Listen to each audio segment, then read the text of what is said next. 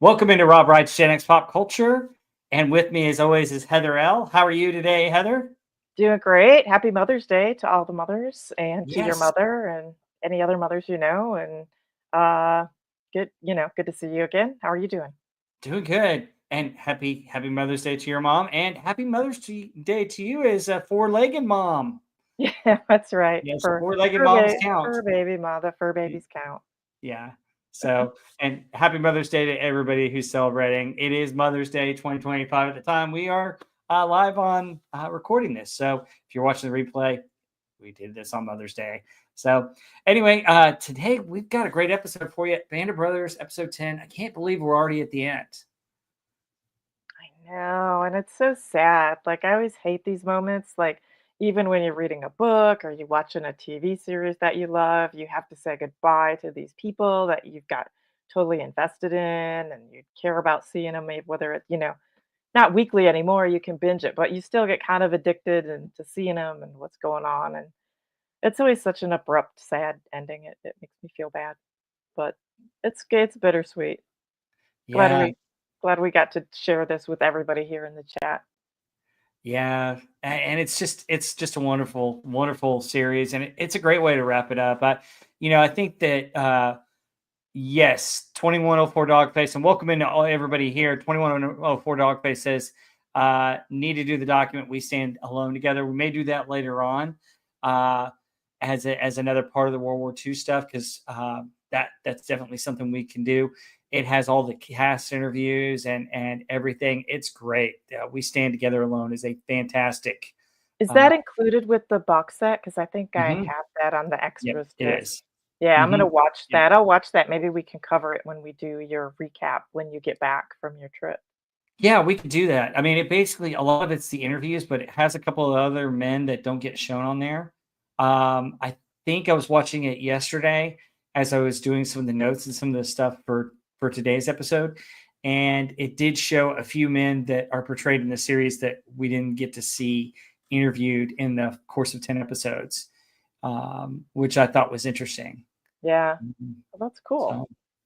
So, yeah, Well, say hi to everybody in the chat. Hail to SP4H, Sig Valdison, Swift minus one, the laser dude, yep. 2104 Dogface, of course, and Labardi 1969. So great to see all of you again. Yes, and thank you for being here. And anything you guys want to share about the military or about Band of Brothers, feel free to let us know in the chat, and we will definitely read those and bring those in. Because after all, we're not historians. We just love the show and love the book. So today we're going to get started. A lot of key stuff that happens in this episode. We'll talk about Berchtesgaden. We're going to talk about uh, their time in Austria. I believe it's pronounced Zem al Zil. We're going to talk about, Sell Amse. Zal Amza. Okay. I, I pronounced it like American. Thank you for correcting me. I appreciate that. So their time in Austria, the story of going after the commandant, the checkpoint, uh, of course, the deal with Sergeant Grant, which is just tragic. And then we'll talk about the post-war careers. This episode, when you first watch Band of Brothers, and I get this from a lot of people that have just watched it for the first time, they were so giddy and wondering, okay, which of the guys are we seeing at the beginning? Who are the faces that are telling us about you know what their experience was? Who are these guys? And they keep guessing who they might be, and then at the end, they finally show the names of the guys, which is great. And they don't start this episode. This is the first one that doesn't start with any kind of Yeah, personal information or anything. It does start with a flashback, right. and we have that, but it doesn't start with any of the men talking or telling about their real life experience, Right. I think which because is they do a good job of it at the end. They oh do yeah. kind of an extended commentary at the end with the real Mhm. men and show their names, and, I think it was kinda a good choice to save it till the end. Yeah. 2104 Dogface says that he did an event the other day and got to talk with George Lois Jr. and his wife. It was a great event. Oh my gosh. Yeah, I've seen George Ellis Oh, Jr. I talk, bet. and I bet he's got all kinds of stories because he knew the men really well too. Especially going to all the reunions and stuff. He got to grow up and know these guys. He said it was on. I accidentally muted my mic. Can you believe this? This Uh-oh. microphone, like tap it, it mutes. So Isn't weird. that funny? Yeah. Anyway, George Les Jr. had been going to the reunion since he was a kid, so the guys all knew him so well. So, and Agent Pepsi One has joined us. Hi, Yay. Agent Pepsi One. Yay. How are you? Agent Pepsi One. By the way, I still haven't gotten that package. It hasn't been delivered. Maybe tomorrow. We'll see. But as we get into it, let me let you guys know. Unfortunately, the screenshots that I got this are in such high resolution for some reason that I couldn't save it to a lower res. And so I'm going to have to screen share. So they're going to look a little bit yucky, but they're still good pictures. And they still have a lot of the scenes we're looking for. Just for some reason, StreamYard won't let me go over a certain amount, even though I've got paid StreamYard now. So the duck of death, as Tony Stark would say.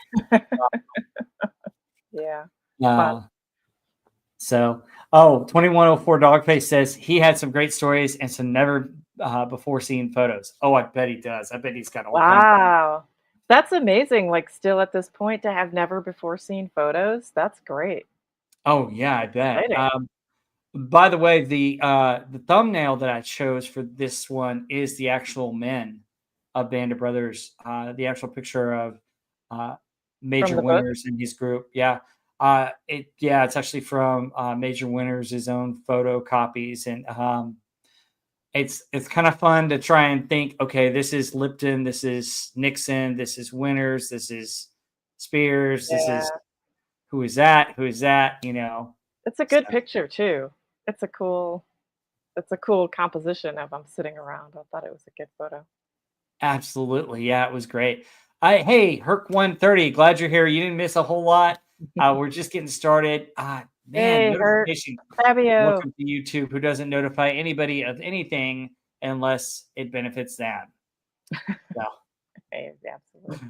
we'll see. I know people like Dubcock, who's got so many subscribers who don't get notifications either. So always fun, always great when YouTube doesn't cooperate. But hey, thank you guys for being here. Let's get started. Heather, do you want to go over the summary? Sure. Let me pull that up here. Okay, it's May 1945, and Easy Company finds itself the first Allied troops to enter Berchtesgaden, the mustached man's Bavarian retreat. They find the village virtually empty, with only a few people working in the hotel.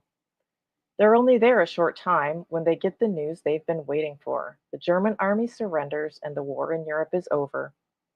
For those with enough service, it means a trip home, while the rest continue to train for an eventual transfer to the war in the Pacific. Ugh.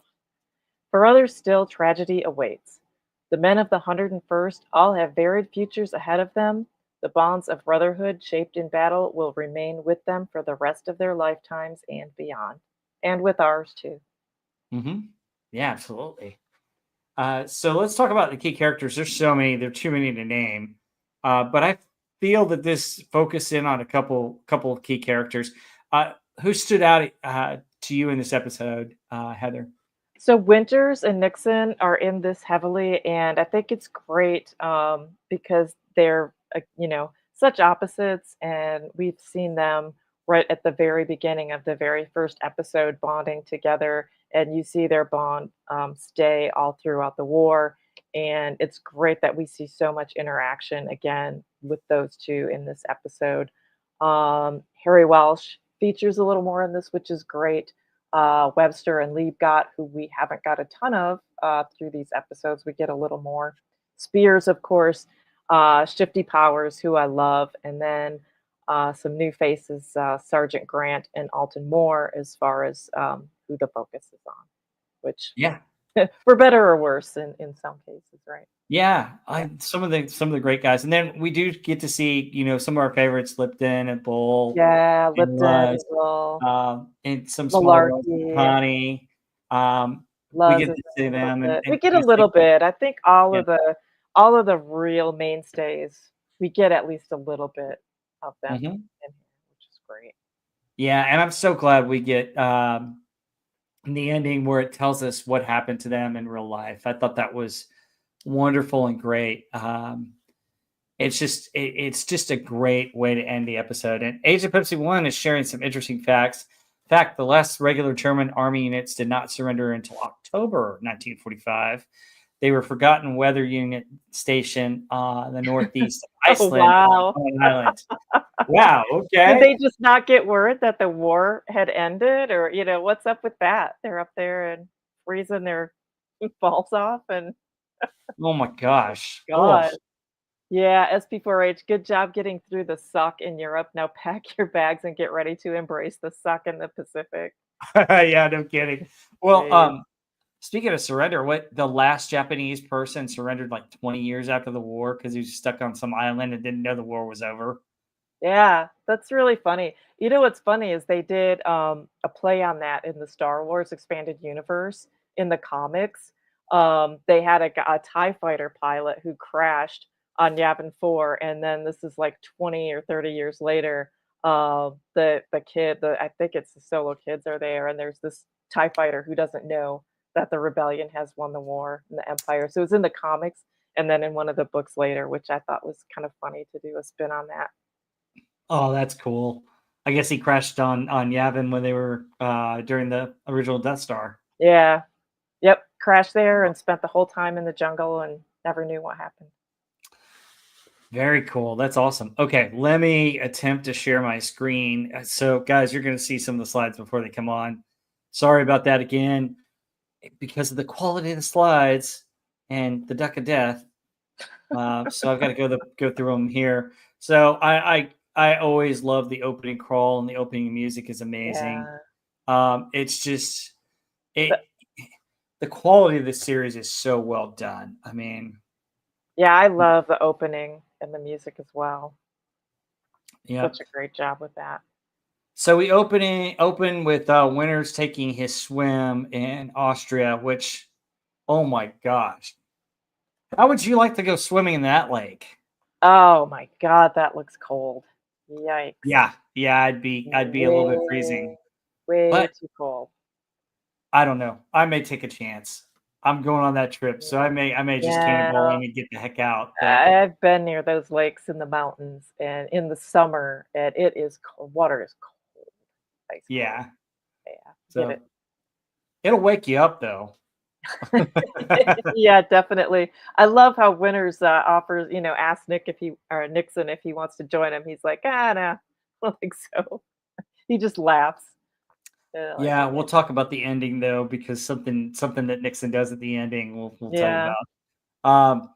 Hail Canadian Spider-Man, glad you're here. And I thought this was pretty funny. They're doing a reboot, Band of Sisters. Starring Lizzo, probably, right, in the main role? Oh god. Yeah.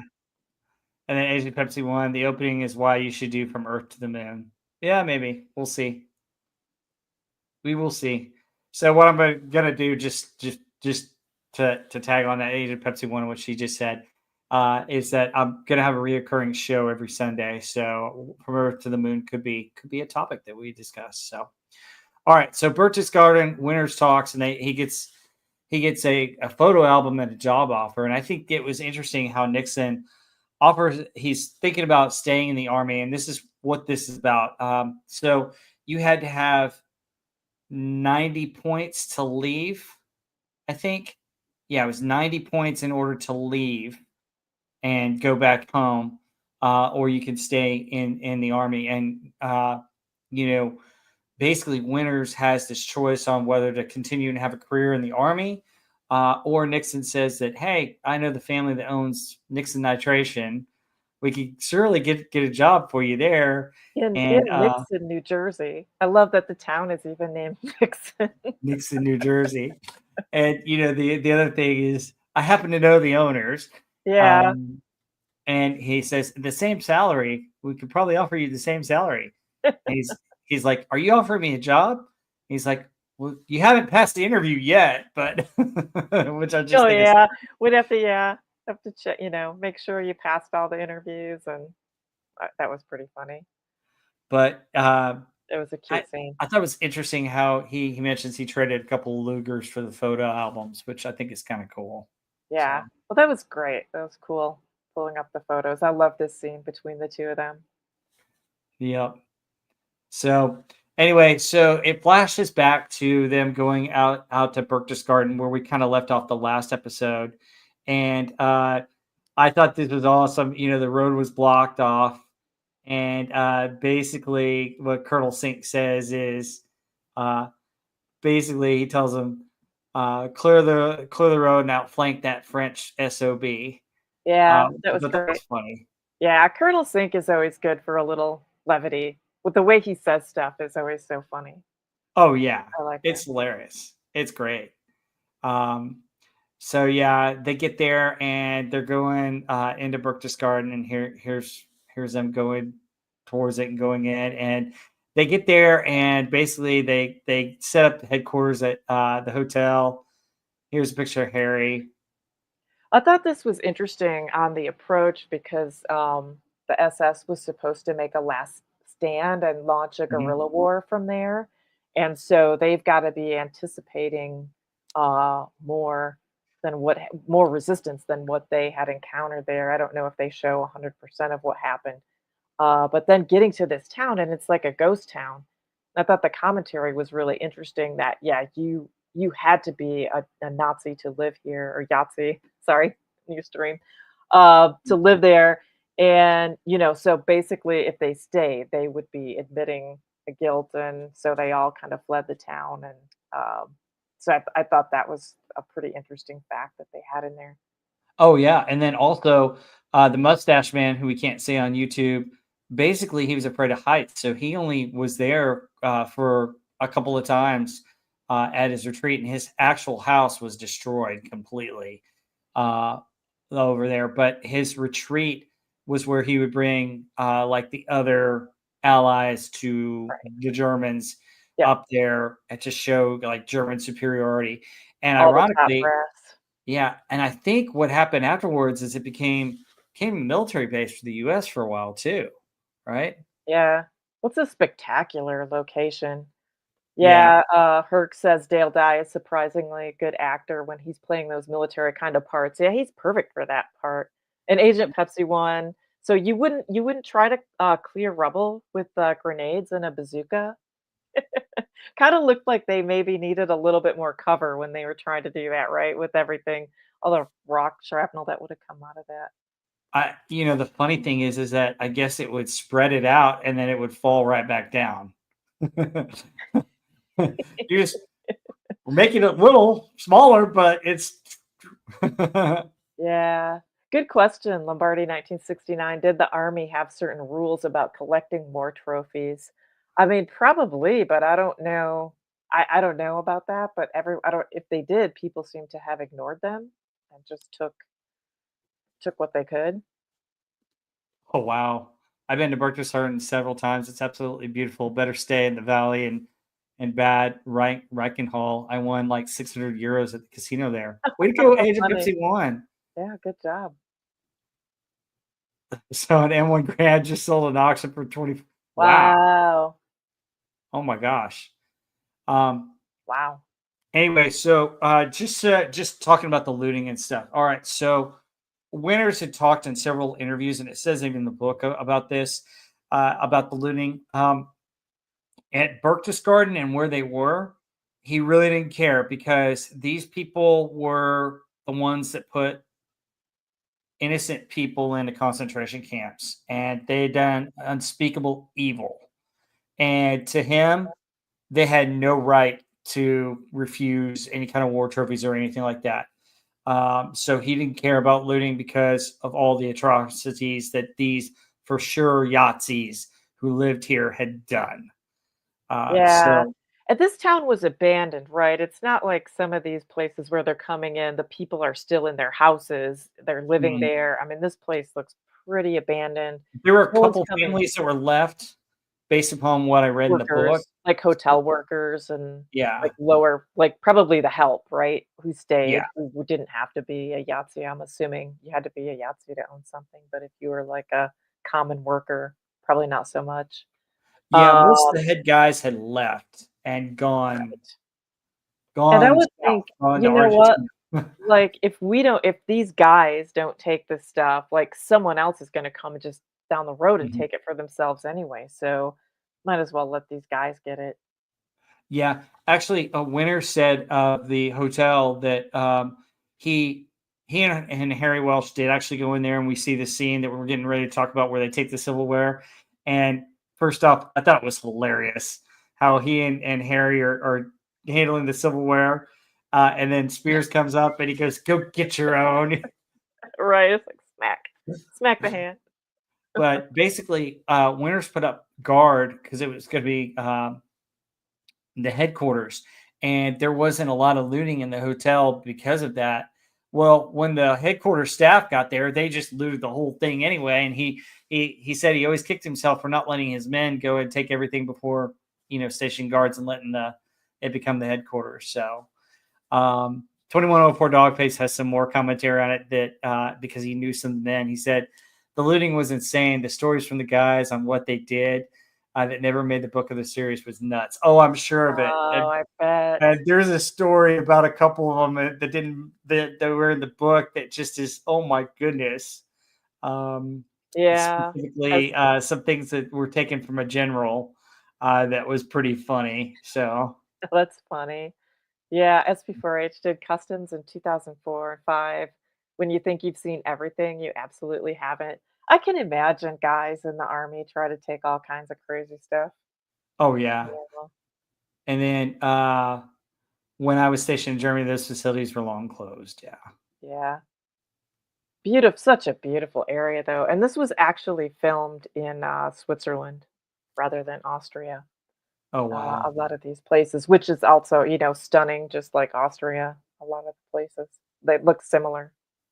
Yep. And so this is where Winners gives E Company permission to go take the Eagle's Nest, and they actually the gold plated elevator was not working, and so they had to Yeah, run up the hill. And they said that it was nothing compared to Currahee, running up Currahee all the time. So they were able to yeah. easily go up there. At So least they were in shape for it. yep.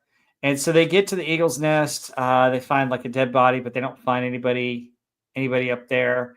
And they're looting and checking out the view. And the only picture I have is this one of Spears and Nixon in there. But Moore gets something very valuable. Heather, you want to hear about this? Or what is that? Yeah, Tell me. he takes the books, the photo albums from Hitler Oh, yeah, or yeah, from I Mustang. saw that he's looking at Yeah, those and takes that. I yeah. remember that now. He Yeah. takes them. Oh my Yep, he god. takes them. What a thing to take. I mean, like, Oh of yeah. Oh all the my things, right? gosh. You're gonna take this, the photo album of him and his, upper cronies. Yeah, that was Yeah. funny. That was a funny one. Oh yeah. And then He what takes a happens with photo them album. is tragic, though, so I'm sure, those photos all made their way somewhere else afterwards. That's that was interesting. Yeah. Basically, so I mean, they were very valuable. I mean, I don't remember what I read. It got sold. It's been sold several times, from what I understand. But here's what happened after this. So he was grilled apparently by a an officer. Don't know that it's Spears or not. It could have been Spears or could have been somebody else. But he was in Malarkey's platoon, and Malarkey went and told Winters. Winters had him brought down to battalion, and he reassigned him as a jeep driver for battalion to protect him so that he could get that stuff home. So Winters Wow. kind of protected him, yeah, from Wow. what I understand. Um, Yeah, Winters was 2104 Duck, fantastic in this yeah. episode, just what he did for all these men. Yeah. When my grandfather was coming home to New York City, they said if you're caught with anything without paperwork, your discharge would be delayed. So everybody went out and threw their guns and items overboard. Oh my Oh, gosh. Can you jeez. believe that? I mean, my goodness, I wonder Oh, how many God. guns and items are in the harbor. Oh my gosh. Alternate history fact: the hotel manager tells Winters, 2 hours ago, this crazy American woman came through here and slapped us with an electrical stun weapon. She took all the silverware. Her name was Agent Pepsi One. Yeah, that was that Agent Pepsi one sneaking in there. So, anyway, Oh, God. so we got the Eagle's Nest, and Moore gets the photo book, which I think is kind of cool. Yeah, We that was talked about great. that. And then I thought it was funny. The scene that's pictured here is Winters goes and addresses staff, and they're in the Eagle's Nest, and they're all drunker than all get out. And basically, he's like, "All troops stand fast," and Harry Welsh is standing fast, sir. Yeah, they're pretty smashed, it looks like, at that point. Yep. And so the German army has surrendered. Happy VE Day. So Very nice. that was cool. But what really happened here, and I want to tell it before we tell what happens with him and Nix, is he basically it got out of hand. The partying and celebrating got way out of hand, and Winters gave an order that wasn't necessarily fully followed, uh, where he told them to stop drinking. And Nixon actually stopped drinking for a day, and he said he wanted to show him something. And so what happens with Nick? So he's like, I got something to show you. And do you want to tell this story about where he takes Nix in the show, Heather? Yeah, so this is a great scene. They're driving in the Jeep, and Nick's got his sunglasses on. He's just kind of laid back, lounging, and they pull up to, I think it's Herman Goering's house. And Mm-hmm. this place looks like one giant liquor cabinet. I mean, when you go in there, they're like, they say it's the cellar, but holy smokes, this place has more booze than I think I've ever seen in one place in my lifetime. And Nick just takes his sunglasses off, like, wow. Yeah, and it is well, I can't remember 10 is it 10,000 bottles? Something like that of the finest alcohol, liquor, wine, champagne, pretty much everything that you could think of. And so, yeah, I think Nick's gets his VAT 69 and then some when he comes upon this. It's great. So they start loading up and taking it out, like take as much as you can carry, which is a great scene. Yeah. So the book gives more details. So Major Winters found this on May 6th, scouting on his own. He found Goring's officers' quarters and club. So this was a club.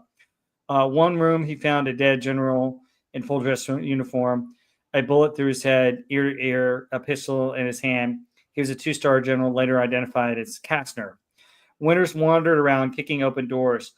Lord, I'd never seen anything like this before. In a vaulted cellar, 15 meters by 10 meters, there were row after row of liquor racks stretching from floor to ceiling. The brand names covered the world. The later estimate was that the room held 10,000 bottles. Winters put a double guard on the officers' club entrance and another on the cellar, and he issued an order: no more liquor. Every man in the battalion was to go on the wagon for 7 days. Well, needless to say, that wasn't necessarily followed, but it helped calm everything down.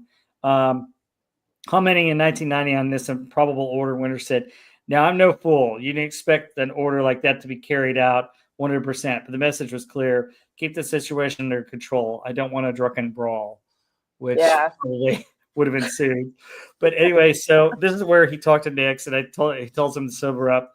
The next morning, Nixon came to Winters sober and asked, "What is it you said yesterday you wanted to show me?" Winters got a Jeep, and they drove to the officers' club. When Winters opened the door to the cellar, Nixon thought he had died and gone to heaven. He was sure he had when Winters said, "Take what you want, then have each company and battalion HQ around the truck take a truckload. You're in charge." It was an alcoholic dream come true, paradise beyond description.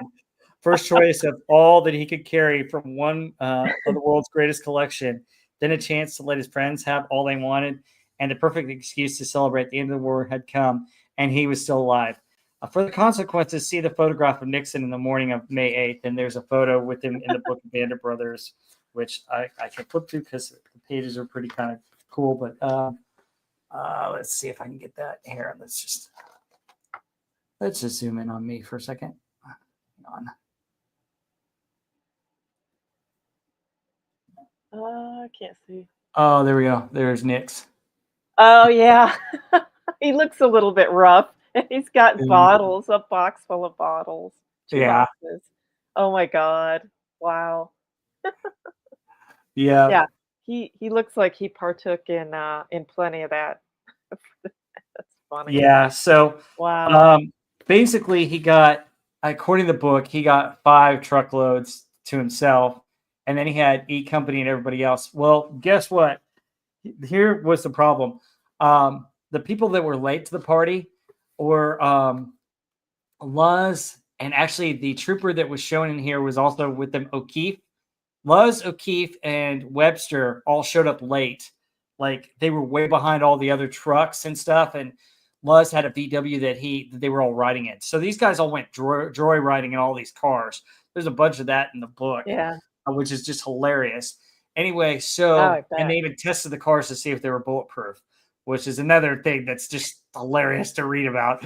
Oh, no. Anyway, they showed up late and they didn't have any of the good wine. And so Webster was like, I was less impressed with the Mustache Man's tastes and in there because he got all the cheap wine. And then he found out that Nixon had gotten there first and gotten to that. And he's like, damn, that Yale man beating the Harvard boy to the, the Yale Harvard. Yeah. Imagine Nix snagged the best stuff for himself there. Oh, gosh, yeah. The look on his face and when he, sees this for the first time is priceless. Oh, Agent Pepsi 1. What the heck are they talking about? The world's greatest collection. They used to never saw my collection. 1 3/4 bottle of rum, 1 bottle of red wine, 2024 vintage, and 1 unopened one. Jeez. The story of the pick with the staff car was fun too. Oh yeah, I bet. Oh my gosh.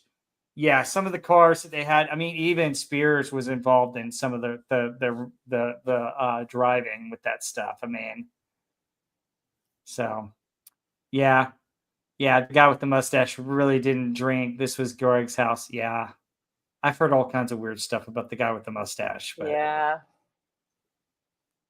So, we had just before H. We had some Brits try to bring in 3 cases of vodka into camp. One even. It was very sad watching every bottle get poured out the main gate. Oh, that sucks. God. That is just wrong. Someone has to drink all that before they can get into heaven. You can't be pouring booze out like that.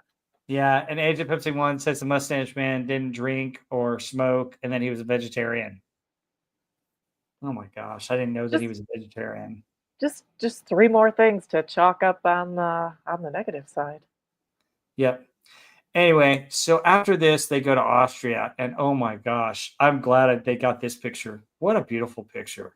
Yeah, it's just fabulous. Austria is fabulous. I think this is actually filmed in Switzerland, which is also fabulous. The same kind of look, but I mean, of all the places that I have been, I would say Austria, Switzerland, that southern mountainous part of Germany are some of the most beautiful places I've seen for sure.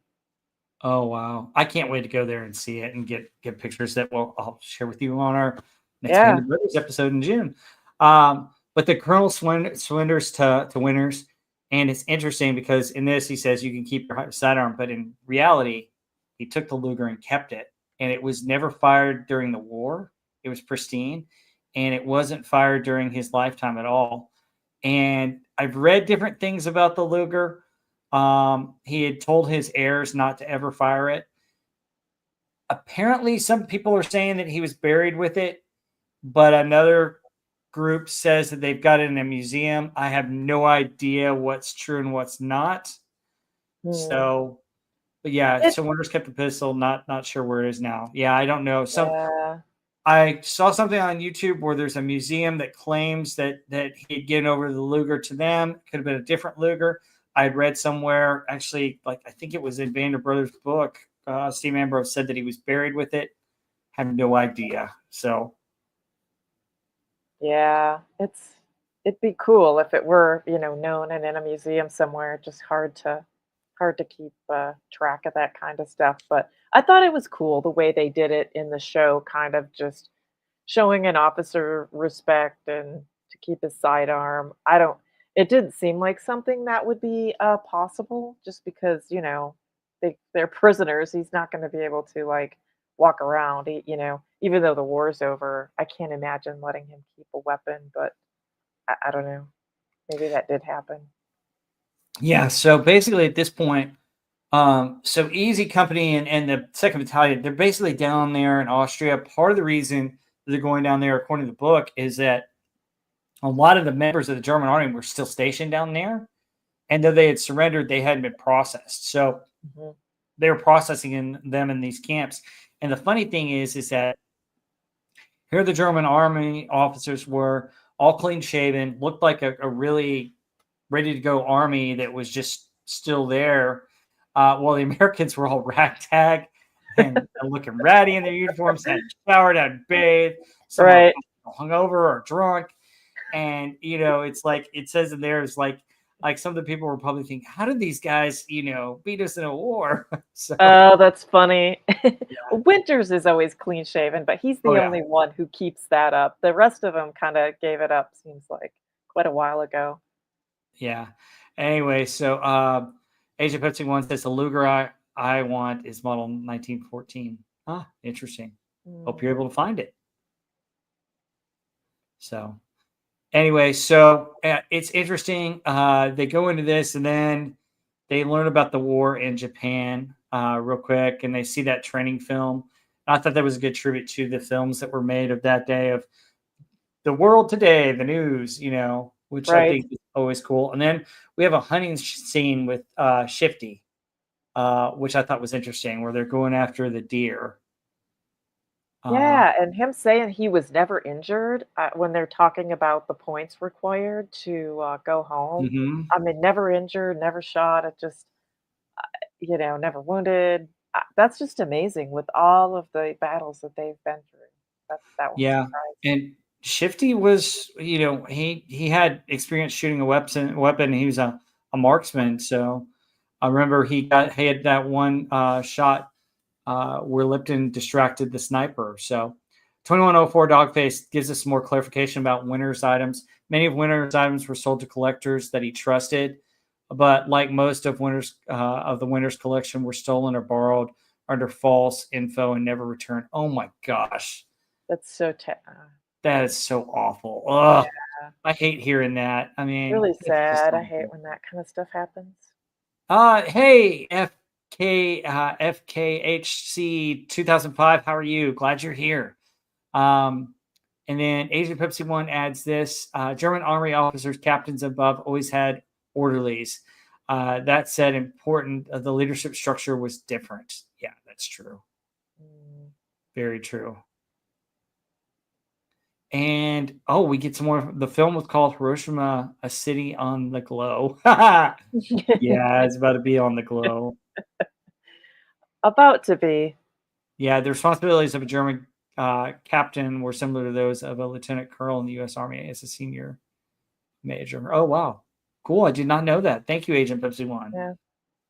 But we get this whole thing with Shifty hunting. And I think part of the reason why I didn't kill the deer is that is the discussion about the points. And, you can see the nerves of some of these men having to stay in and possibly fight. And so they're all gathered, and the army lets them have a drawing of somebody going home, and here's Shifty, and you see a couple of other guys.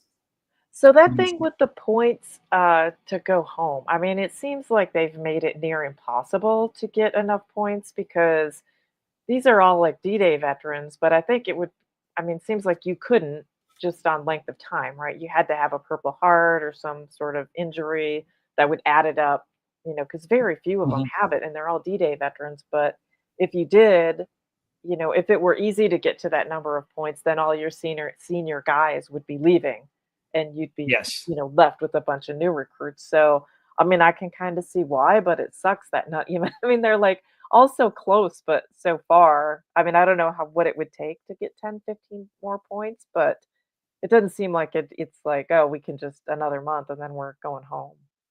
This must Yeah. be just brutal having to go to Japan after that.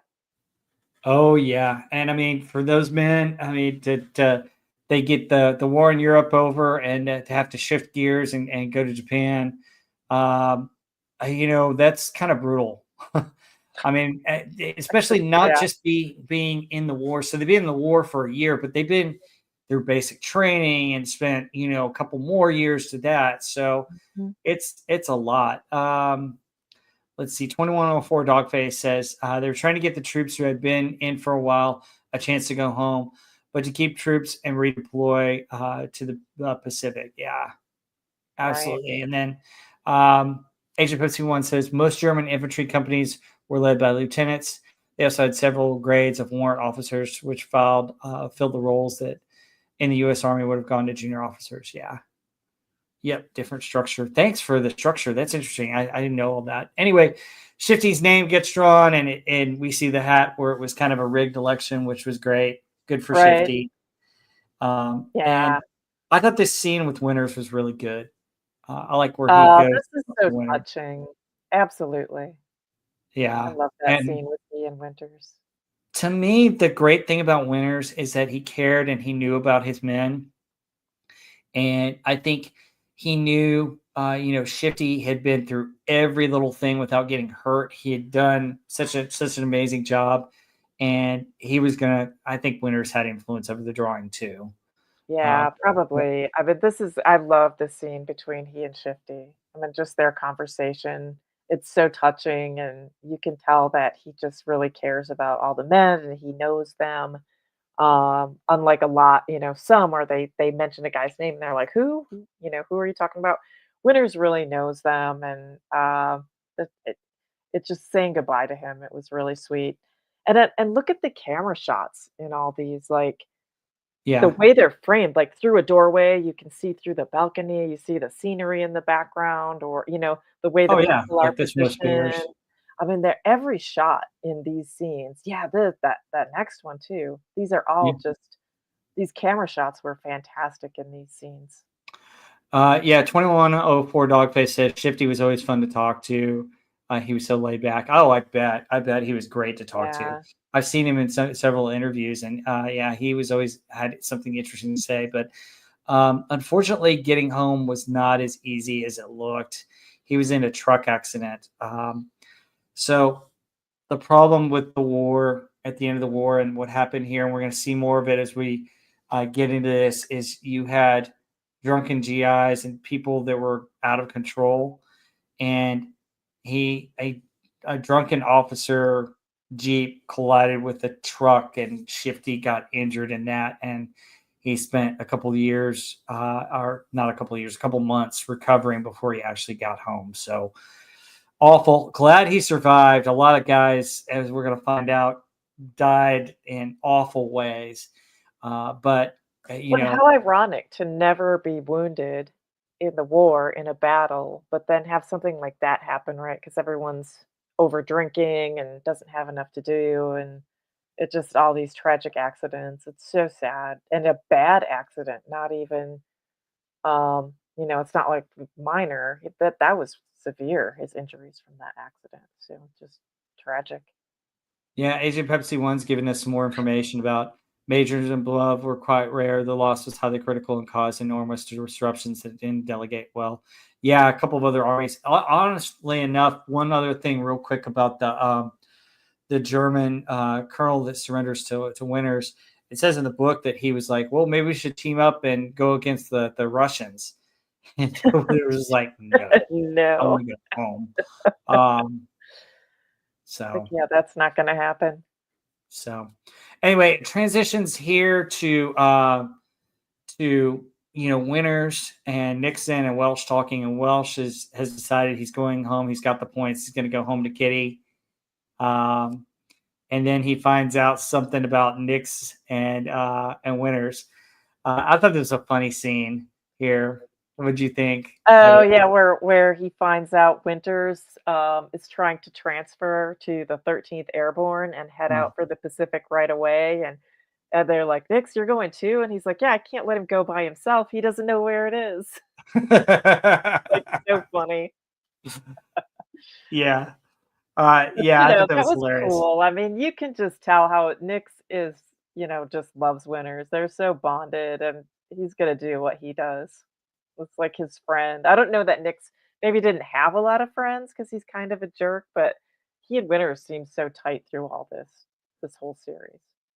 Yeah, and I think the actors played it real well. And then Yeah. here's another picture. I mean, look at the picturesque mountainside. I mean, it's so beautiful. So, Just but then Winters has his interview, and I love what the guy says. Frankly, I think your men have earned the right to keep you around, which I thought was yeah, cool. that was great. I love that scene, where he's in meeting for the transfer, with the flashbacks, and you kinda get, a little summary of everything that he's done, and I love that he said that, they had the right to keep him around. That was another great scene. This is such a tearjerker episode for me. I always get choked up watching this one. Oh yeah, yeah, it was crazy. Yeah, it Niagara Falls for me in a way too. I mean, it was just awesome to see. But the next scene we're going to go to, and it kind of pivots, and we've got an interesting going after Commandant at the checkpoint. Is interesting. So Liebgott's the one that's in this scene. It's Liebgott and Webster, who's not really involved in this. This really happened, but not the same way. And then they don't tell us who the other character is, but unfortunately, this is not exactly what happened. Do you want to talk about the scene here in the show, and then tell them what really happened, Heather? Yeah, so this is where, Liebgott and Winters and who was I don't know the Webster and other I don't know who the third replacement, guy yeah. is. They come in, they're, like, way up in the mountains in a farm, right, and they find this older guy gentleman living there, and Liebgott says he's the commandant of one of the, concentration camps. He doesn't really have any evidence. He says he was ordered to go in there and get this guy. I don't know how legit that is. It doesn't seem like it. It seems odd that, the head of a prison camp would be living out here on a farm out in the mountains in the middle of nowhere, but he's like we've got all gung ho about it. Yeah, yes, that's him. He's guilty. He was in charge of this camp, and he goes in, starts roughing him up. Webster can't, is doesn't want it to happen. He's opposed to it. So he just goes outside and kind of doesn't try to interfere though, standing outside smoking a cigarette. Got kind of interrogates him, roughs him up, tries to shoot him. We don't see what happens in the actual house. We see Webster outside, but so I don't know if the guy's fighting him and he tries to shoot, and that's why he couldn't hit him. But he runs out the door, and the other guy shoots him in the back with his rifle, which is, it's kind of a disturbing scene. I don't know if he's just frustrated and venting, and he's really convinced that he thinks this guy is guilty. Seems kind of unlikely, but, maybe it was. I don't know. What does the book say about what really happened? The book kind of says what happened here. So basically, Spears gets told by somebody that the commander, the commandant, is up and hiding in one of these villages. So you had a lot of Yahtzee party members that were hiding under. They would get clothes of like lieutenants and lower ranking officers so they could hide among the men and get the heck out of there because they were trying to escape to Argentina because the real heavy guys were going to be held for war crimes. And there's a story about one of them that did that. But anyway, the commandant's up here, and apparently he was one. But it's Spears sent Lynch, Liebgott, Sisk, and Moon to kill him. When they arrived, Liebgott interrogated the suspect for half an hour. Satisfied this was their man, they loaded the prisoner on board their vehicle and drove away. So load him up. Along the ravine, the prisoner was ordered out, and Liebgott shot him twice. Somehow, still alive, the prisoner ran up a hill. Moon was ordered to, but refused to fire. Sisk fired instead and killed the fleeing man.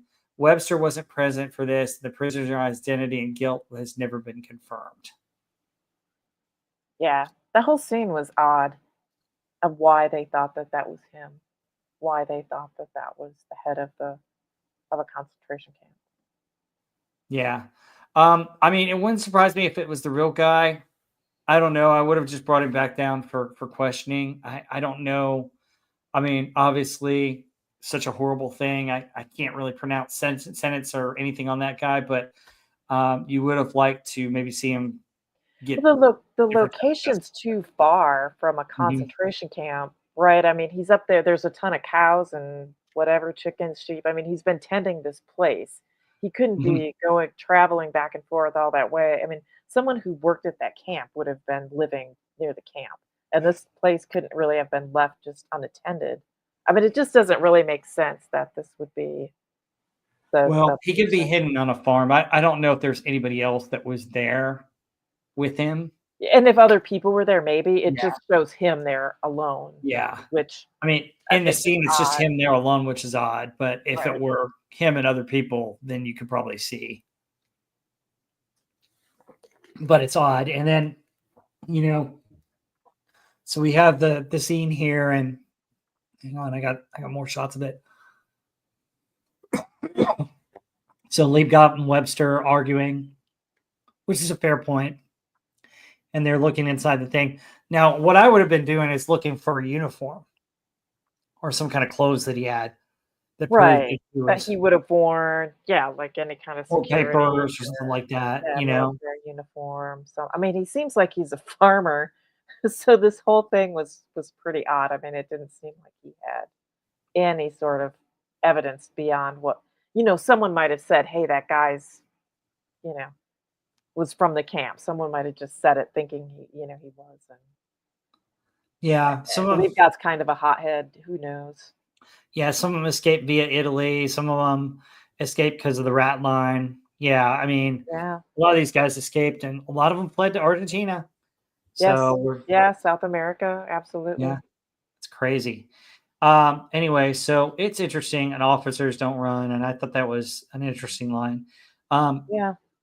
and then we have a very sad scene involving one of our favorite guys that came in, Janet, Janovic?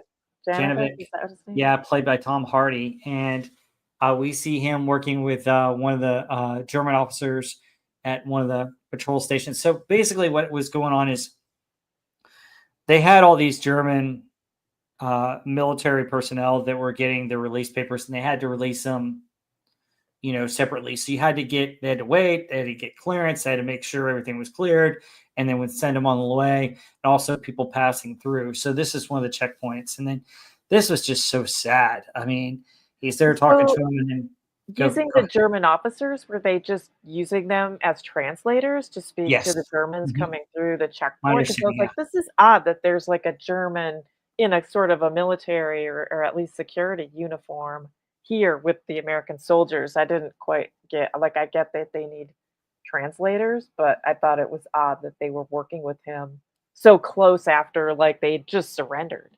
It seemed a Mhm. little bit strange, but I guess it makes sense if they needed translators. Yeah, 2104 Dogface says German military police were helped to work alongside the U.S. troopers. Yeah, you had to have some orderlies and stuff like that. And I heard the German military police were the only ones allowed to keep their sidearms at Ah, that point. okay. So yeah, they were helping out, and basically, there's the conversation about points, and uh, Janovic had 75 points, and then it's revealed that Webster had 84. Mhm. Um, and then Janovic gets in the truck to go away, and Webster, I think, was an interesting a wounded German soldier. You want to go to Munich? And he pulls the luggage out of the people's cars, and he Right, there, which I thought that was kind of interesting. Kind of a good contrast to what happened in this previous scene where they killed the guy. right. Um, Just, like, do what you have to do it. Too bad you don't like it, but, but I don't know. Probably could have found another way to fit him in the car without just tossing their stuff on the road. yeah, and then But this was and sad. I mean, Janovic, this just driving away and the barrel falls off of that vehicle and hits their Jeep, and he dies tragically in this accident, and I was like, "Well, at least he got some, you know, from the either the who was it, the Dutch chick or the German chick? At least Yeah. he Oh got a yeah. little before he died. He didn't, Yeah. poor guy. He was just Yeah. a kid. That was sad. Oh yeah. Just a real sad episode. Um that guy's a German MP. You can see his ID badge around his neck. German MPs were kept around with the USA until 1948. Thanks, Hedge Pepsi Mm. One. Yeah, very cool. All right, then we get the you thought Janet's being sad. Oh my goodness. So now we're gonna get the story about Sergeant Grant, and it's just oh my gosh. So Sergeant Grant come upon a drunkard GI from I Company, and this is just real creepy. What happens Very, here? very creepy. This guy's, like, scary, and I know he's just a really bad drunk or an evil drunk or just was a bad guy and drank So too much. apparently he Bad. was doped up and drunk. I mean, good grief. But Shot people. I mean, he's way out of it. well, the German wouldn't give him any gas, and then apparently a British trooper came upon him and wouldn't give him any gas either. And Yeah, oh my god! And he then just shoots him and oh he, god, then shoots Sergeant Grant as he's trying to stop him from getting away. yep. And then Spears goes and they can't get any help in any of the hospitals, and he goes and gets the surgeon. And I thought that was an interesting scene. Uh, Yeah, I like the scene. I mean, they're being like, thinking they're gonna have to threaten the doctor at gunpoint, which I don't think was the case. I mean, he's just like put it away. He's a doctor, right? So he's gonna treat a wounded man regardless of what it is, what the situation is. Yeah. Now, one thing, just to give you guys an idea, this part of Germany was known for medical conferences, and all people, physicians from all over the world would have um, doctors and scientists and everything. This was a renowned area for health and medical treatments and medical breakthroughs. So you had some of the top physicians in the world that either lived here or would visit here to become better Yeah, surgeons and uh, real technical medical facilities. So he was darn lucky that you had this guy of this caliber that yeah, was living nearby that Spears went and found, which is really cool. And then I love the scene because he's like, put that thing away. And then he's like, let me drive. I know where it is. right. You know, he It's looks like at we'll him. get He there knows. faster. Yeah, Yeah. So, and so basically, he gets it. And the good news, just to spoil part of it, is Grant was going to make it. He made it. Thank God. I mean, it's just a terrible thing to happen. But they capture the guy, and Floyd is talking with Luz, and they're playing cards, and he's a lieutenant, and he's actually known for playing stuff by the book, and he's like, I should put a stop to this because the guys are beating the crap out of these guys. And right, Luz is like, nope, just keep playing cards like you don't know. right. Um, Yeah, just ignore it. That was an interesting part. Like, I don't, yeah, they're just gonna, let's just take care of this guy on our own kind of yep, attitude because of what happened. And yeah, yep.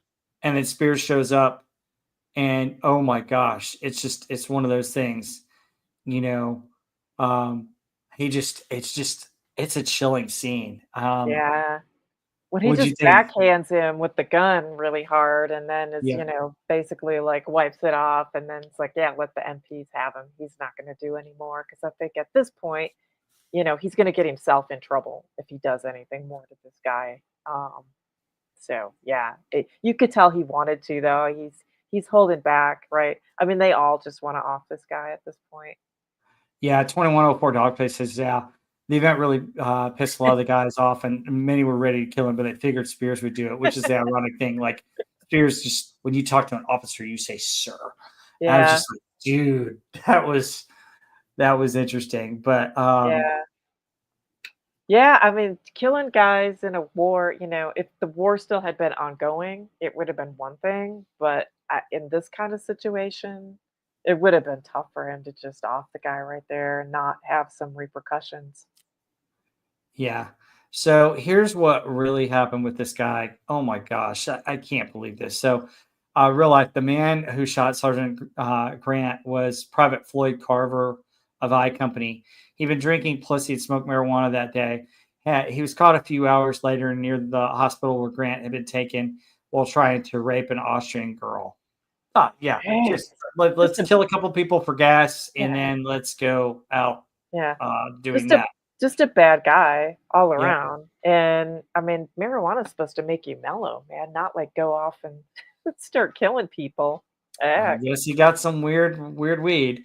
Yeah. Anyway, he's found guilty of shooting Grant as well as desertion and the shootings of the German and British soldiers. He was sentenced to a dishonorable discharge and life in prison. On May 6, 1946, however, for reasons unknown, he was released shortly afterwards. Which, oh Yeah. my gosh. That's like, how did they release him after, Yeah, like I mean, is that some kind of army mix-up or FUBAR? Because, like, I mean, what the I have heck? no idea. Release him, but, Mm. karma gets him or God gets him, however you wanna call it. He gets what he deserves eventually, right? Well, he died on July 6, 1987, when he was hit by a truck while riding his moped. Yeah. So I pretty sad. I mean, I sat there and I'm like, really? That guy got off? That guy got lucky? Yeah. It just yeah, maybe someone in the chain of command pulled some strings. Could be he knew someone. Yeah, I don't Yeah, know. I have a feeling that maybe he was related to somebody. probably. That'd be the only reason. Because like Spears, man, oh, I'm surprised he survived Spears. Spears probably should have taken matters in his own hands, but Yeah, well, if he would have known that that was gonna happen, he probably would have, right? If oh he would yeah, have known they were just gonna release him, good lord. yeah, I can't believe that, but that just sucks. Um, Anyway, so we're getting into the end where we can find the post-war careers, but here's here's what the aforementioned thing. There's Spears going after Moore, who had the photo albums, which is interesting. And just so you Yeah, know, so Spears, we'll find out more about him, but he was mad about the photos, and I thought that was funny, a funny that was scene because funny. like, yeah. That was a funny Um, scene. but he was mad at the photos. We find out that Spears decided to make a career in the army. Um, Basically, he became a lieutenant colonel and he was in charge of one of the prisons over there. But he served at the time. But the sad part about Spears is okay. So, folks, the reason why he was looting and taking all that is because he had the woman that he had met over in England thought her husband was dead. Um, And so he hooked up with her and they got married and they had a child. And so he was trying to support her. So all the stuff that we see him looting was going to her to help take care of the baby and for everything else. Okay. That was him trying to Right. provide for her and help her out. Well, it turns out that her first husband did not die. He was a POW and got released and came back. Oh, Came back to her, God. finding out that she was with this other guy and had a baby. Well, she decided to stay with her first husband, which is Wow. sad for That's Spears. yeah, that's sad for him. But his son, I think, grew up and was in his son that he had with her ended up growing up and being in the military in the British Army. But just a sad footnote on that. And I'm kind of glad they didn't show that in the show, but Yeah, it would have that's added a really little bit sad. of humanity to his That's a character. downer. That's a real yeah, that's so sad for him. And for her, I mean, I get, she didn't know, but I guess you shouldn't assume in a wartime like that quickly that someone's dead. I don't know. Yeah. Yeah, I mean, it's interesting. Um, I mean, it's crazy. Um, you know, There's another great scene right here, right? Winters.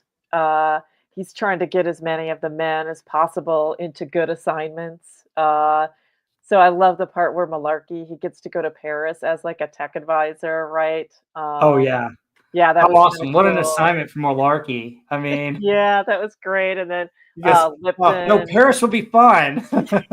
yeah, I can live with it.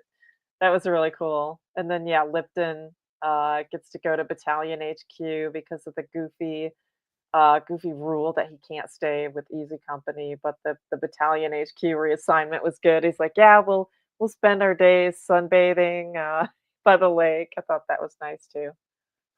Yep. And then we come to he had another job for him to do, and there's a German general that would not surrender to Private Babe Heffron, uh, but Corwin Lippin from West Virginia. So there's a little bit of there was a German general that got to give a speech to his men that Lipton was in charge of, but um, the general that they're really referring to Babe did was one that he stopped on the road when he was on guard duty, and this general had his train and he had his women with him and all this other stuff, and Babe just stopped him, and it was the first guy that he held, and he was so mad that Heffron was taking his stuff. So he took guns, he took a case, and in the book it says it was a case full of interesting photos.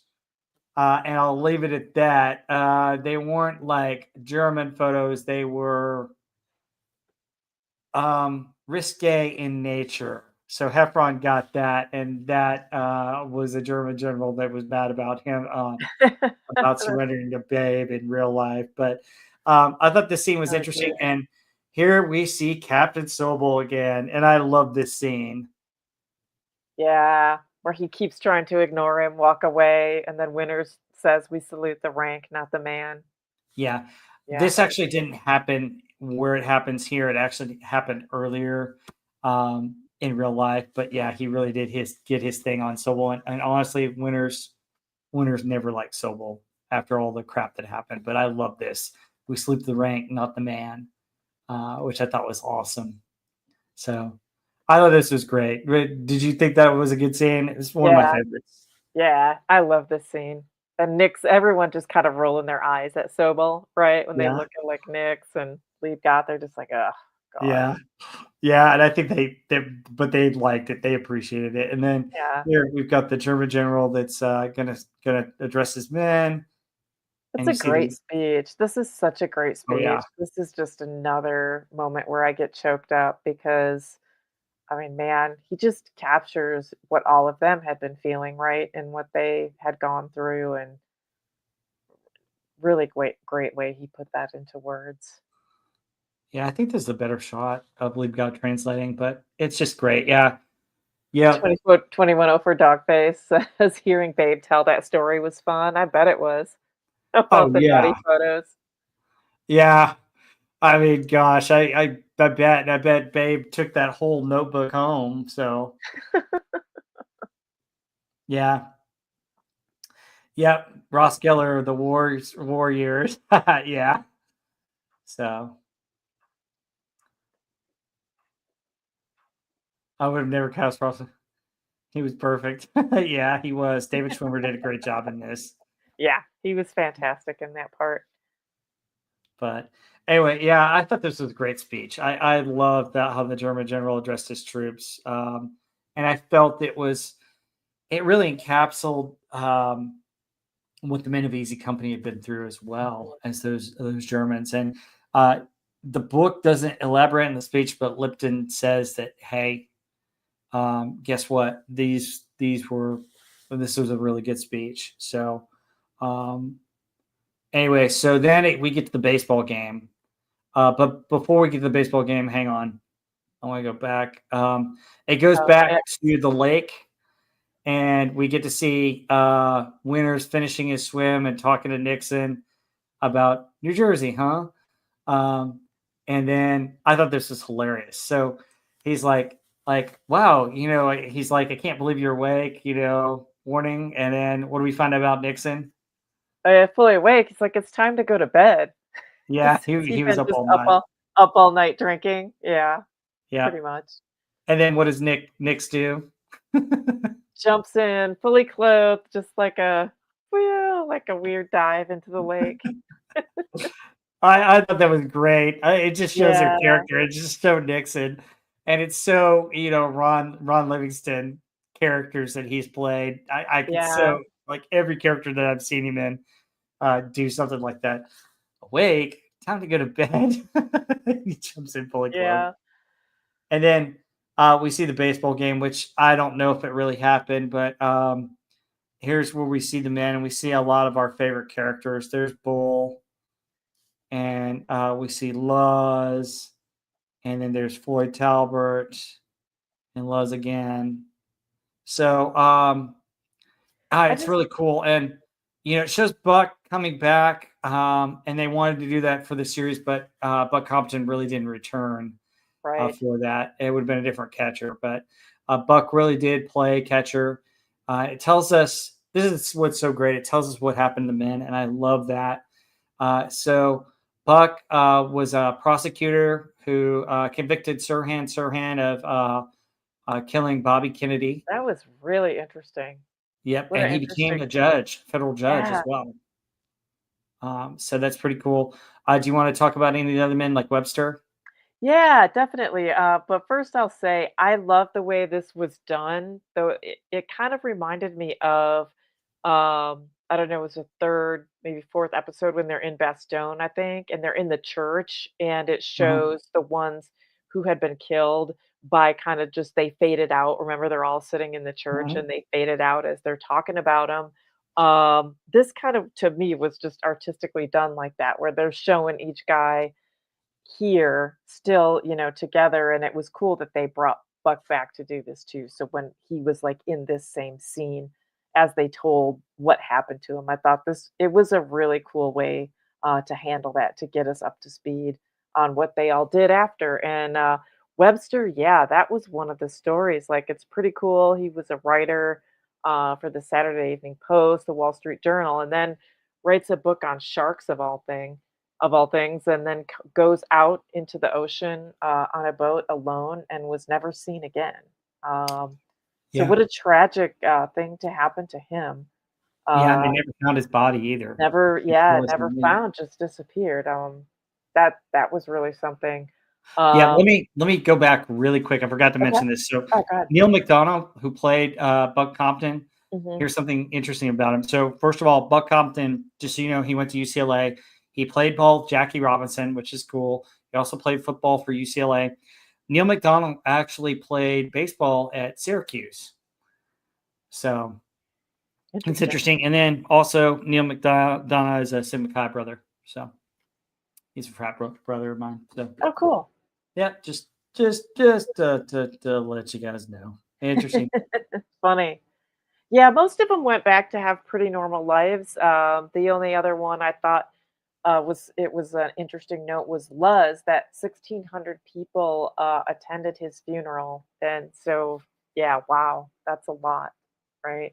Kind of shows what kind of guy he was. Yeah. George Lettuce Jr. talked about Webster the other day and had some great photos and letters about it from his dad to Webster and Winters. Yeah. Webster kept in touch with, I think, Luz and a couple others from what I've read before his death. But Luz, I mean, gosh, it's so sad. I mean, he was a repairman and a handyman, and just his. I'm not going to talk about his death, but oh my gosh, it's just if you read about it, it's tragic Mm, and it's really sad. wow. Um, John Martin uh, was railroad and construction company. He got his own construction company, which I thought was really cool. Doc Rowe, he'd been a construction contractor. I'm surprised he didn't become like a surgeon but I guess he'd seen enough as a medic. Yeah, maybe That was he'd seen surprising to enough me. of that and didn't want any more of that. Wanted, something totally different. Yeah. I Uh, wonder if was Luz 2104 Dogface is Luz or his son, are they as funny as they are in this show with the impersonations, the impressions and stuff, because he's hilarious in this show. oh, I don't know. I mean, I've seen him on some interviews, but I don't know. I don't know. I mean, 24 Dog Face knows him, so Yeah, he um, can comment if he can in the chat. Jesus. Yeah. Some others. Prakani went back to Chicago as a mailman.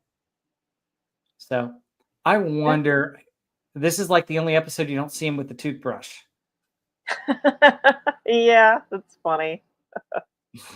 which I thought was hilarious. Oh, wow. I like the story about Nixon too, that he was divorced a couple times and then that he found his true love and they traveled the world together. I thought that that was such a sweet ending for him because he was so upset to get the Dear John letter and the first wife taking the dog and the house and everything. And it kind of just shows, right, that, bad things happen like that, but it's for a good reason because he wasn't meant to be with her probably cheating ass anyway. He found someone a Mhm. lot better and was really happy at the end. So that was really cool. I like that.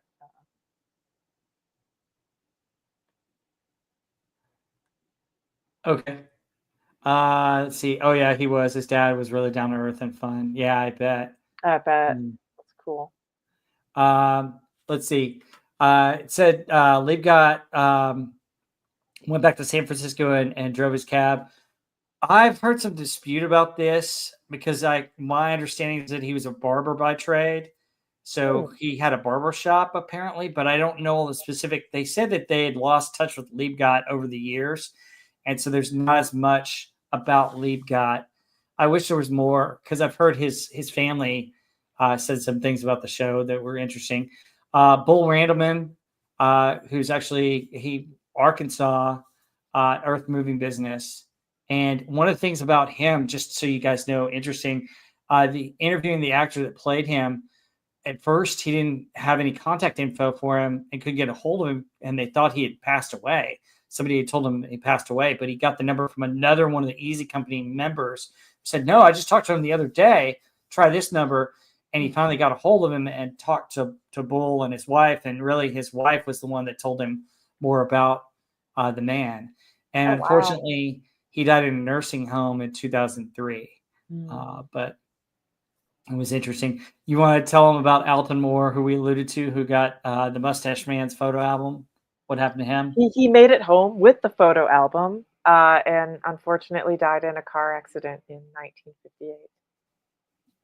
Yeah, and I heard that his family had had troubles and sold the photo albums, but they've changed hands a couple times, and they may not have gotten the full value for it. Les Yeah. Jr. talked about Bill Burr, who wasn't in the book or the series, and he went on to the Green Berets to fight in Nam with then CIA and as a contractor.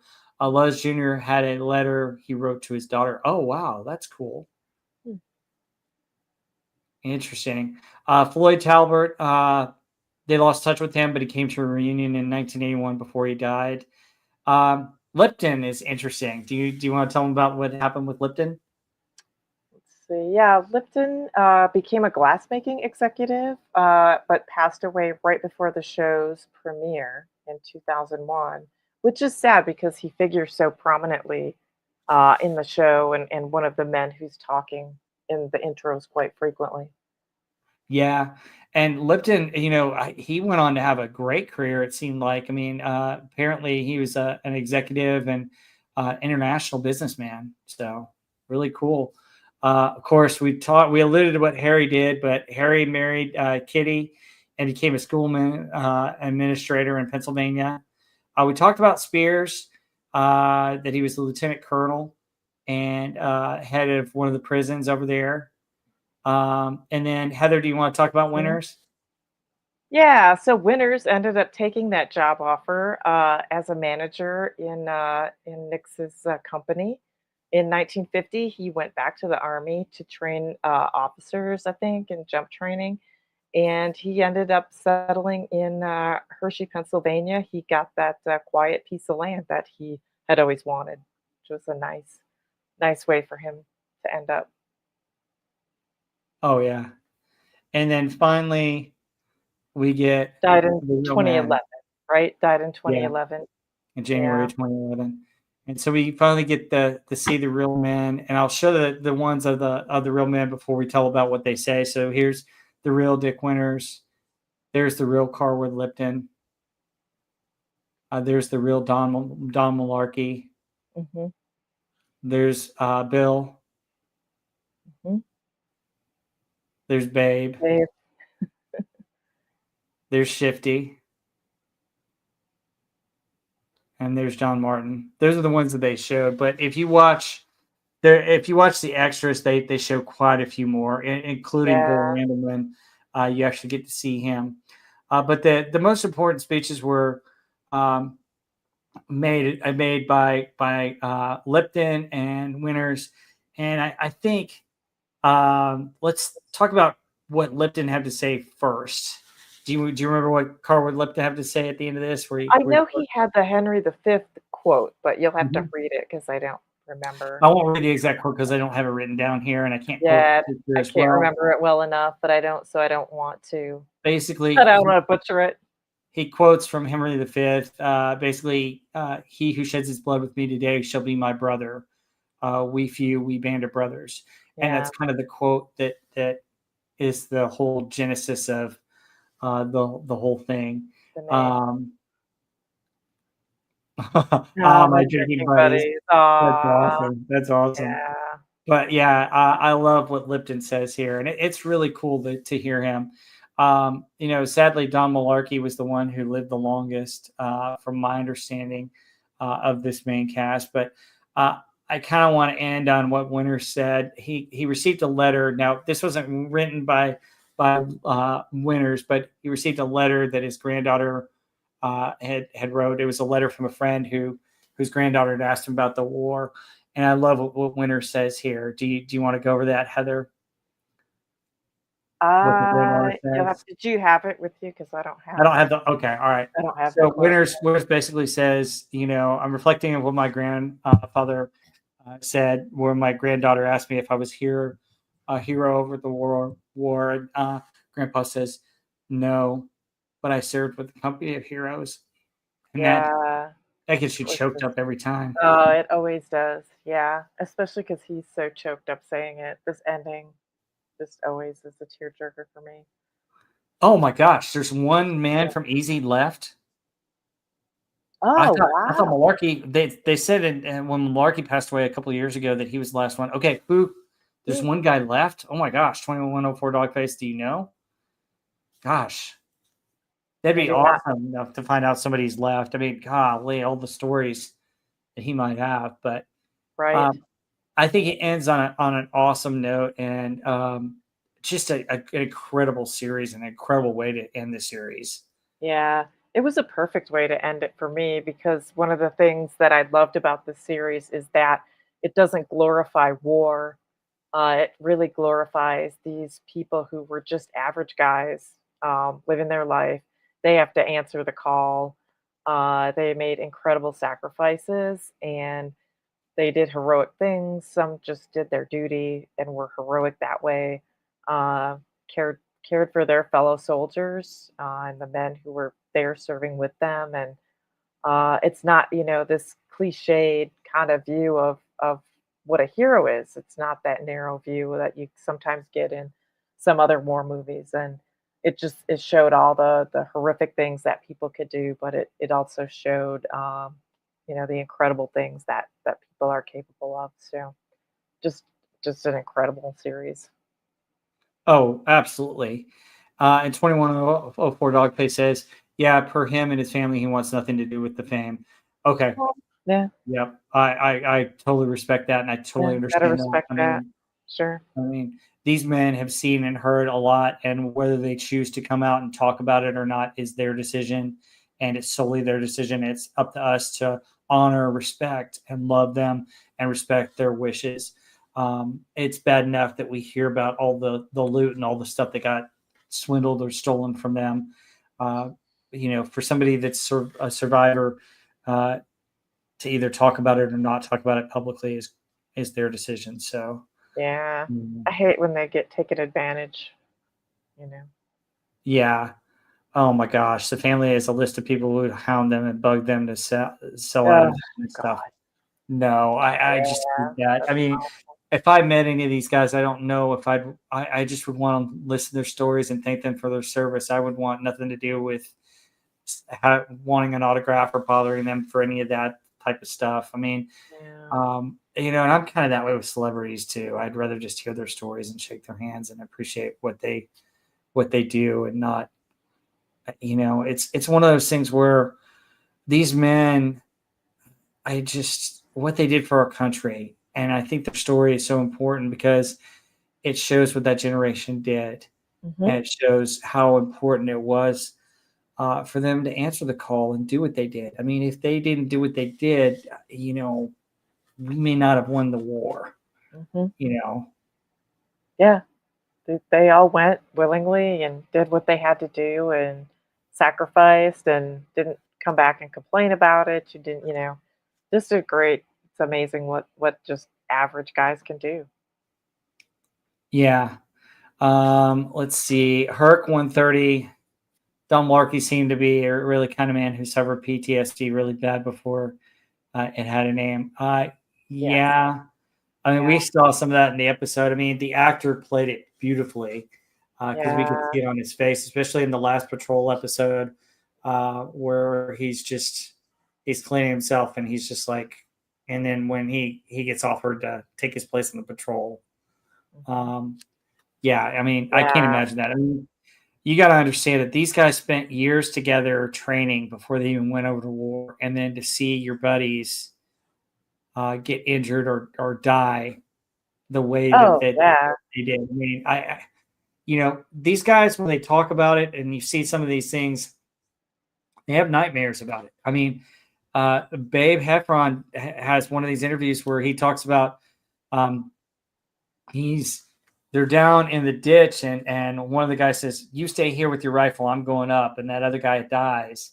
And Babe's like, "Had he not told me to stay there, I might have been the one." You Right. know, just those kinds of things. Stay with these guys. I mean, can't imagine what they've been through. Here's a pic of him at Toccoa on the obstacle course, jump boots, shorts, and side cap shirtless. Oh, Yeah. wow, that's awesome. So, Cool. Very cool. but but yeah, it's just I'm um, so thankful for these men. It said Babe always cried telling that story. Yeah, I I mean, bet. my goodness, yeah, I bet. I mean, and that's what it's talking about. This is the real brotherhood of the army. Right. This is the real life thing. This is what these men did and their sacrifice and everything that they did to do this. And the fact that they kept in touch after the war and looked after each other is a testament to how close they were through all of this, all the horrors of war. Yeah. Um, Oh, so, yeah, forging that first for 2 years in training right at Toccoa, and mhm, then in the war, everything that they went through. There's not a lot of other people from the outside who would be able to relate to their experience, right? And so they have that shared without having to talk about it, without having to explain to mhm. another person, they just know. So I'm sure that was a comfort just having them there. Yeah, absolutely. And so I think this is just the ultimate ending to the series, and I'm just so thankful that we got to hear their story. It's just awesome. And folks, the Ambrose book is good. I've heard Webster's book is good. There are a couple of other stories about Band of Brothers. Um, I would encourage you to read and look up other ones. And then there's a documentary that we will probably discuss a little bit when I got the pictures, but the documentary is very good too. It has them describing everything in their own words, which I Yeah, think is I think I'll fantastic. watch the documentary, and then, we can talk about that a little bit once you're back from your trip. So, Mhm. yeah, that's gonna be great after this. This has been a great experience for me too because I've seen this series many times. I love it. I've absolutely loved, seeing you get to know these men through the series, which I think is one of Mhm. the great things that it did is shine a lot on the type of people that they were. But I also got like I've watched it before and never really looked up any more information about World War II, about the specific battles, the locations, which I did for this series. And then, of course, having 2104 Dogface here has just been fabulous to give us even more insight into these guys. This has been a blast. This has been a great experience for me, too. Oh, absolutely. And thank you so much, 2104 Dog Face. I'm so glad that you knew some of these men and when they were your drinking buddies. And thank you for coming on here and sharing all kinds of information. And he shares Filthy 13, Beyond Band of Brothers. Shifty also had a book. So I'm probably going to look up Well, those books, a good reading material on my way over yeah, there. absolutely. Um, but thank you so much, folks in the chat, 2104 Dogface, and everybody else, Agent Pepsi One, everybody else who contributed. Yeah, Like I said, we're not historians. We just love the show and love the books and love history. So let's say, that's what yeah, this is all about. everyone who's joined us here consistently every week, SP4H, of course, Agent Pepsi One, FKHC 2005, Sig Balduson, Lombardi 1969. Who else? Oh, Swift -1, of course. Mhm. Uh, who else? You guys have been great. Like, it's been so great having everyone here in the chat every week. Absolutely. Yeah, just so thankful for this. And then folks, just so you know what we're going to do going forward is we're going to do the Pacific and that'll start in July. We're going to do I'll do a recap of Band of Brothers with some of the photos and then we both have kind of vacations coming up, so we're going to wait till July and then do that. And so I'll have a weekly show around this time slot and one week we're going to do World War II historical shows and movies. So once we get through some of these series, we'll start going into World War II movies, which will be fun. And then one week we'll do historical westerns, which if you like westerns, we'll do. And I think some of them are going to be interesting. I mean, like we'll do Tombstone. We'll talk about Wyatt Earp and the real Wyatt Earp, the real Doc Holliday, and some of that. And then we'll have our usual show every month where we'll do the hits of whatever year. This coming week will be hits of 1971, which is going to be a lot of fun. And then another week will be a hodgepodge. And I'm thinking one of the first weeks of my hodgepodge, I'll probably do something about movies and special effects with some special guest stars that I love to talk about special Very effects. cool. So it'd be pretty cool. And yeah, so Great. 2104 Dogface, absolutely. I hope you do some other movies and series and do live streams like this. Yes, planning on doing that. So we're planning on doing Yeah. the Pacific just like this and Masters of the Air. I have not seen the Pacific yet. I'm looking forward to that. Masters of the Air is pretty good. Heather hasn't seen Masters of the Air, so it'll be good to see her first reaction to that and my first reaction to the Pacific. Lombardi 1969. I had a cousin who died at Pearl Harbor. Oh my goodness. Ooh, wow. Yikes. And I've been to Pearl Harbor. Have you been to Pearl Harbor, Heather? No, I haven't. Oh my gosh, such a solemn place. And you could Yeah, still but like I had a unique experience that I'll mention when we get to the Pacific in more detail, but basically I got a helicopter ride above the whole thing, which was cool. And if I can find the photos, I'll show you guys. Um, oh, the Pacific is much darker than this? Is that what yeah, you're referring to? Yeah, I think so. yeah. For music, check out Sabathon. Lots of history to cover with them. And Yeah. then the Pacific is much darker. And then both my grandfathers served in the Navy and were part of the Pacific War. So I'll tell stories about them, including the picture I've got framed of a photo of my grandfather flying his plane off an aircraft carrier, and in the background is the first kamikazes. So I'll tell you a little bit more about Wow. that when it comes around. Yeah. Wow. Um, 2104 Dogface says we did an event the other day. We had the only flying P-40 from Pearl Harbor. Oh, wow. Cool. Oh, cool. That's awesome. Yeah, we'll get into movies and we'll get into some of the war films, some of the good war films. Um, we may do some of the cheesy ones too, but we'll let the audience help us We'll out. see. It'll be a while. We've got a lot of series Yeah. to get through, and I think we're starting in July, right? Because Yeah, we're Rob's starting in July. Rob's going on the Band of Brothers tour. We'll wrap this up again when he comes back, hear about the trip and hear about the documentary. Then I'm gonna be gone the end of June. Hmm.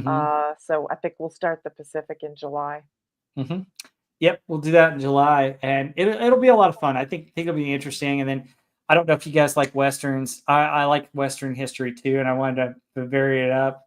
So I'll have something different every week. We'll make it more entertaining, a lot of fun. Folks, if you got suggestions on series or World War II movies going forward, let us know. And then if you got any suggestions on historical westerns, I got 3 or 4 already lined up that I'm thinking about. Of course, at the top of mind is one of my favorites, Tombstone, which I know Heather knows a lot about too, which will be pretty cool. So if you like history and pop culture, stay tuned because that's where we're going to go and where I think the channel's kind of going to go with some of this. And I think more shows like this that are just fun and interesting is a different side of pop culture that we don't always discuss. And yeah, you've got a lot of your World War II channels that are heavy onto this, but I like keeping it kind of the way we have, Yeah. where we're kind of light and we talk about the show and we talk about what we know about the history and then we bring the audience in. So, and if I get monetized, that'll be even better. Yeah. 2104 Yeah. Dark Face says the tour will be fun. You should look at doing one of the Path of Easy Company tour. Oh, sweet. Yeah, I may have to check that out too. So very cool. Yeah. But anyway, things to plug. I know, Heather, you're not a YouTuber, but you're a wrench on several channels. What do you want to plug? Well, no, I'm a wrench on Doomcock's channel, Overlord DVD, and I'm occasionally a guest on Pop Culture Breakdown. So come by there if you're interested. This week's movie is History of the World, which is it's a funny, a super silly, very funny movie. And then of course I'm a wrench there, and come hang out in the chat on Friday Night Frolics. Absolutely. And yes, Pop Culture Breakdown on Doomcock's channel, Overlord DVD. It's at 7 o'clock Central on Wednesday nights. We cover what's going on in the pop culture landscape. And then we do a movie that we love. And I'm on the part of the panel for that. And History of the World Part 1 is going to be there. It's going to be great. A lot of fun. And then coming up on my channel next weekend, we're doing the hits of 1971. It'll be a 6:30 start instead of a 5:30 because it's a longer show and we want to do it a little bit later so it's not running into dinner time. But if you love the hits of the 70s, 1971 is a good year. So we're going to have a lot of fun with that. 2104 Dogface mentions, read The Filthy 13 and then the movie The Dirty Dozen. The real story versus the myth is fun. Oh yeah, love The Dirty Dozen. Have you seen The Dirty Dozen, Heather? God, ages ago. I'd have to watch it again. That's Oh been yeah. forever. So that'd be interesting. Read The Filthy 13. I'll have to look at that. Yeah. Dirty Dozen's a good movie. I like that movie a whole lot. It's a lot of fun. So there's some great World War II movies out there, and there's some great books. So I can't wait to get into the Pacific, and then Masters of the Air is good too. So we're gonna have a lot of fun on this channel. So stay tuned, stay with us. But folks, this is a wrap up on Band of Brothers. Thank you so much for being here. Please share, like the stream, and also make comments afterwards because that helps it to get noticed. I'm so thankful for all of you who are viewing it live with us. And then those who view it later on, thank you so much for being here. Please leave comments, like, subscribe, share it out. These podcasts have been amazing, and I'm just so surprised at how many people have watched them and like them and enjoy them. I'm so thankful for the audience that we have. So, folks, until next time, we'll see you. Hope everybody has a happy Mother's Day as well, and have a great week. Have a great evening. See you guys. You guys, bye.